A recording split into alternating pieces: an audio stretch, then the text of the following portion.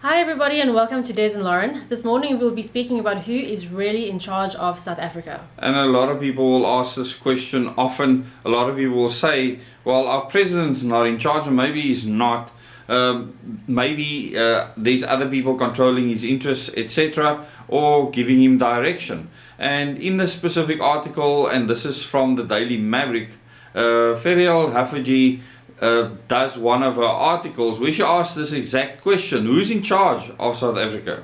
ANC Secretary General Mr. Veer Fikile Mbalula or President Cyril Ramaphosa?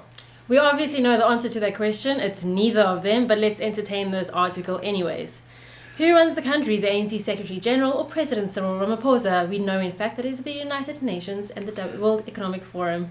The confusion between party and state has defined South Africa's politics for 30 years, creating instability and confusion. We should maybe ask both Cyril and Fikile who wrote the National Development Plan and where do those goals and priorities actually come from? Yes, they're certainly not them. They don't have the mind space or the intellect to come up with a document such as that.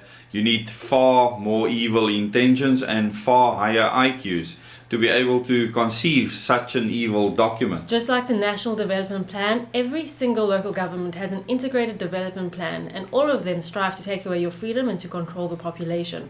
That does not come from Cyril Ramaphosa, nor does it come from Fikile.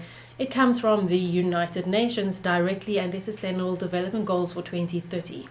And what we need to do is oppose this if we want to remain free.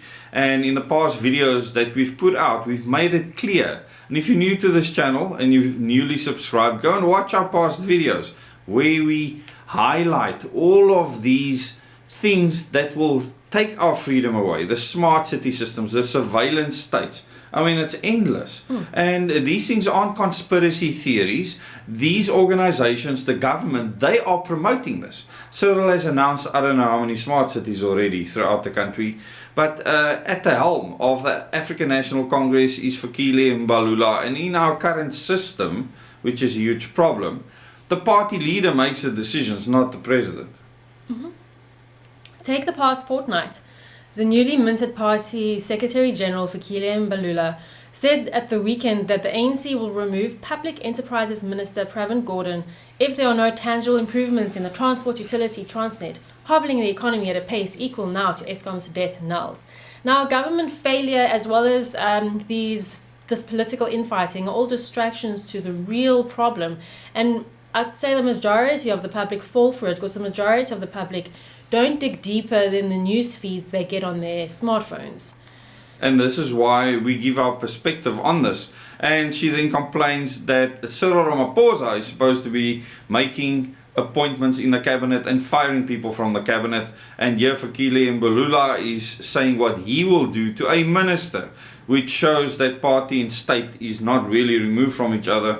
But as Lauren says, the problem is much bigger.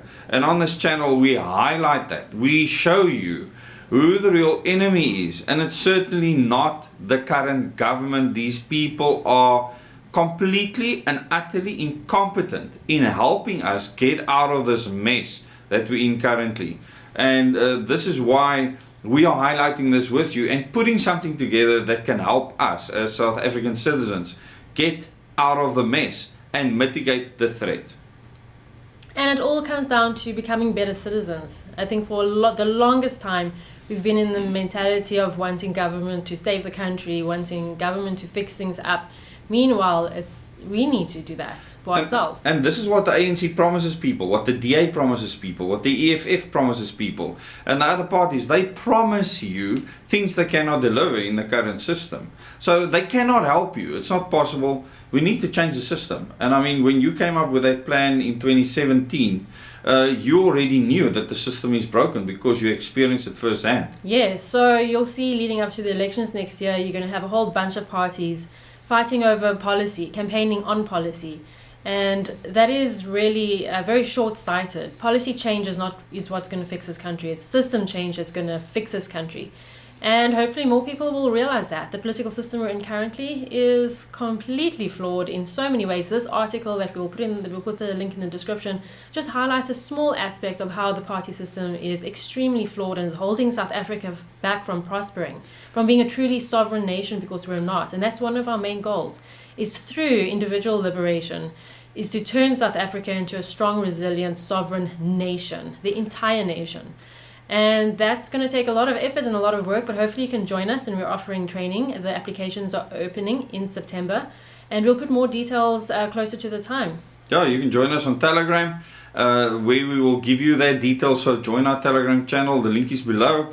And just another thing with regards to this article, it's complete and utter subversion. You need to understand that what this article is trying to blame is the African National Congress. Always. When the same thing happens in the DA, the EFF, everywhere else, the party secretary general or leader or whatever they might call the person, executive, whatever, are the person that might call the shots, not the person that's sitting there in parliament.